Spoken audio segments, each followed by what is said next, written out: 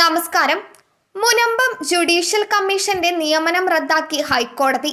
Justice CN Ramachandran അധ്യക്ഷനായ judicial കമ്മീഷന്റെ നിയമനം നിലനിൽക്കില്ലെന്ന് ഹൈക്കോടതി വ്യക്തമാക്കി.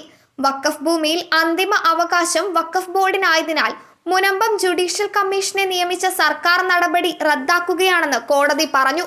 മുനമ്പം ജുഡീഷ്യൽ കമ്മീഷന്റെ നിയമന സാധുത ചോദ്യം ചെയ്ത് കേരള വഖഫ് സംരക്ഷണ വേദി നൽകിയ ഹർജിയിലാണ് ഉത്തരവ്. ജസ്റ്റിസ് ബെച്ചു കുര്യൻ തോമസ് അധ്യക്ഷനായ സിംഗിൾ ബെഞ്ചിന്റേതാണ് വിധി. ഇത് വഖഫ് ഭൂമിയുമായി ബന്ധപ്പെട്ട വിഷയമാണെന്നും വഖഫ് ഭൂമിയുടെ കാര്യത്തിൽ തീരുമാനമെടുക്കാൻ വഖഫ് ട്രൈബ്യൂണലിന് മാത്രമേ കഴിയൂവെന്നും കോടതി പറഞ്ഞു.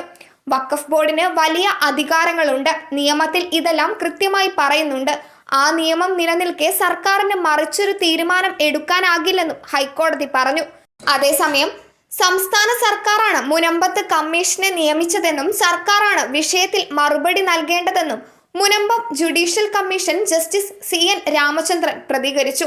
വിധിക്കെതിരെ സർക്കാരിന് ഡിവിഷൻ ബെഞ്ചിനെയോ സുപ്രീം കോടതിയോ സമീപിക്കാം. കമ്മീഷൻ പ്രവർത്തനം മുൻപോട്ട് പോയിരുന്നെങ്കിൽ റിപ്പോർട്ട് സമർപ്പിക്കുമായിരുന്നുവെന്നും മുനമ്പം ജുഡീഷ്യൽ കമ്മീഷൻ പറഞ്ഞു. കമ്മീഷൻ നിയമനത്തിൽ കൃത്യമായ വിശദീകരണം നൽകാൻ സർക്കാരിനായില്ലെന്നും കൃത്യമായി പഠിച്ചാണോ സർക്കാർ കമ്മീഷനെ നിയമിച്ചതെന്ന സംശയമുണ്ടെന്നും കോടതി പറഞ്ഞു.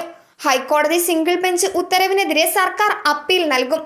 മുനമ്പം വഖഫ് ഭൂമി കേസിൽ വീണ്ടും അന്വേഷണം നടത്താൻ ജുഡീഷ്യൽ കമ്മീഷനെ നിയമിച്ചതിനെ തെറ്റായ നടപടിയായി ഹൈക്കോടതി നേരത്തെ തന്നെ വിലയിരുത്തിയിരുന്നു.